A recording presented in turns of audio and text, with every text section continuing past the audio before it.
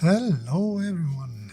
Thank you for joining me yet again to another drawing session. For this week, actually, everything turned out very simple, and this drawing didn't take too long.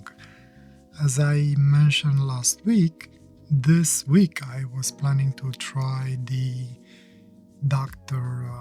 P.H. Martin's Bombay blue ink, which is an India ink. And I was really curious how this one is gonna show, but I also decided to try a new nib, the Brause blue nib.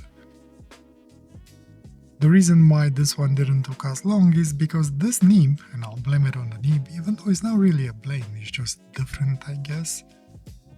The nib is a little bit on the thicker side, so instead of being an extra fine like the Nico G nib is, this one seems to be more of a fine to medium almost. I'll be honest though, because I did change two variables, if I can call them that way. I'm not sure if it's the ink's fault or if it's the nib's fault. It's something that I'll probably experiment a little bit more in the future. I might come around and try the Brause nib with the rotary ink that I like sometime in the future. In the meantime, what you see me here, I'm just showing the ink and whatever else I'm using. Nothing really changed. I'm using the same style holder that I've been making. Speaking of making, I haven't done or made fountain pens in a while because, well, I just didn't have the time to do it. And at the same time, I've been having problems with my knees, so standing on top of the, lathe, it's a little bit difficult for me. Basically, it's not a good idea, or at least that's what I've been reading, and all the machinists out there, or lathe people out there are recommending never to actually sit on a chair, and that creates different kind of issues. So hopefully in time I'll get a little bit better and I'll be able to go back at making some more fountain pens. I miss them. I enjoy making them, and I'll be honest with you, I don't miss making them, but at the same time it's hard to find time sometimes. Anyway, going back to what I was doing today. So like I mentioned, nothing really changed. The only thing that changed is the nib and the ink. Everything else, I was planning to do kind of the same thing. I did not had any subject in mind today. I just wanted to see how the nib and ink feels, and overall everything was okay. This ink, obviously, being an India ink, does have a little bit of a sheen to it once it dries out. And again, most probably because of the shellac component that this ink has. Not a fan of it, but at the same time I kind of like it. However, I did try and do a little bit of calligraphy with it. Well, calligraphy, when I say, is more me just doing chicken scribbles on a piece of paper. And that sheen, when it comes to lettering, looks actually really good. So I could see the reason for it, but at the same time I could see why you probably do not want it in your drawings. So I think I will stick to the rotary ink. But like I mentioned, I'll keep on trying something else here and there. Speaking of, in Pete's video at one time, we were talking about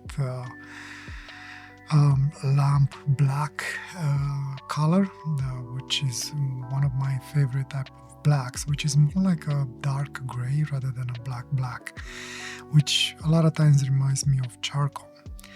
But they do use basically soot from lamp in Chinese drawing sticks or ink sticks. I'm not sure if it's only China that does those, but that's how I know them. So that's how I'm gonna call them. Or maybe just to keep it simple, I'll just say ink sticks. I know they do still use soot, and I know you can make your basically ink out of it. So I'm gonna experiment with that. I know that they usually use those with brushes or calligraphy Chinese or Japanese, even Japanese, they have the same thing, calligraphy. And I'm actually curious to see if I can use it with deep pens and how bad it will work. Something again to try in the future. What else? Nothing else. I do like the ink. The overall feeling of the drawing was kind of give me the blues, which is kind of cool. I wasn't exactly sure what I wanted to combine with the blue, but then I kind of defaulted to my favorite combo when it comes blue, orange, and blues. It's something that I kind of use even in my black and white photography.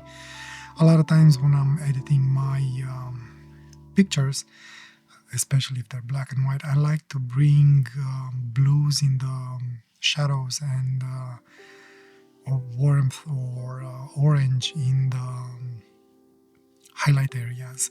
And overall, to me, the effect is very pleasing. A lot of people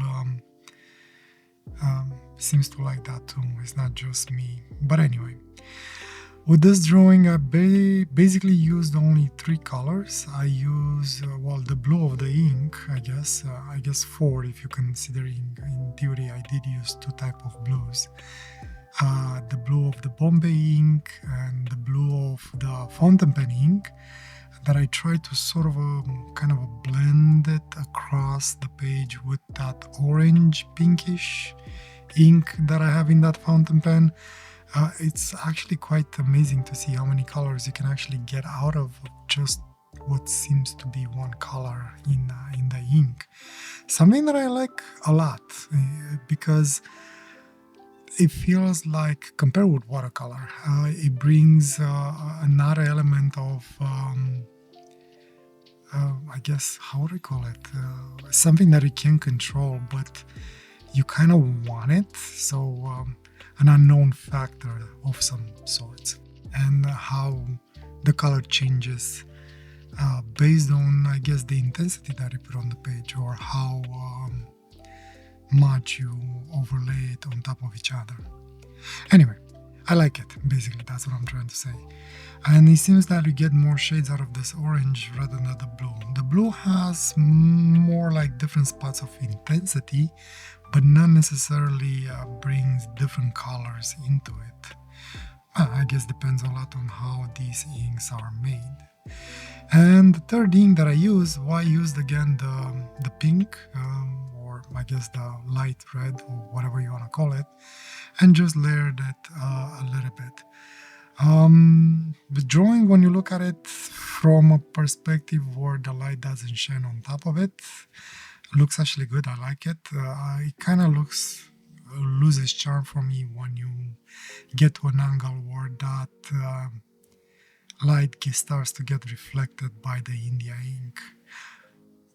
I mean, I guess depends on the mood maybe, because it kind of brings, I guess you could say, a little bit of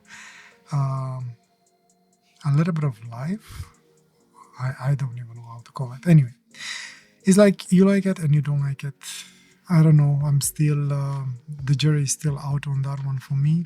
Maybe eventually I'll start to like it and love it a little bit more. I don't know. Not much else to say. I did enjoy the drawing. Like I mentioned, I didn't really knew what to do with this one. I was hoping to do again like a more detailed thing, but because the nib was a little bit more wider than I was expecting it to be, I didn't build a lot of details, or at least it didn't allow me to build a lot of details. I think this nib will actually work pretty well on maybe a larger piece of paper when you can spread a little bit more across the page. For a smaller page like this, probably Nico G, it's perfect, and I'll probably continue working with that. Maybe I should actually get some zebra Gs. I used to have some nibs, but unfortunately they got rusted, so they had to be changed, and I might try and get some more of those, just to try and compare, see which one I like the most, Nico G or Zebra G.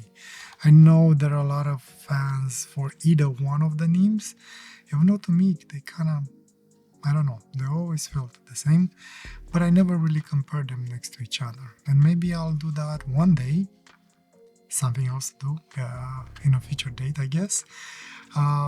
Maybe use Nico G for a color and do like a dual color drawing, and have the Nico G for one color and the Zebra G for the other one, and see what how they both feel in my hand.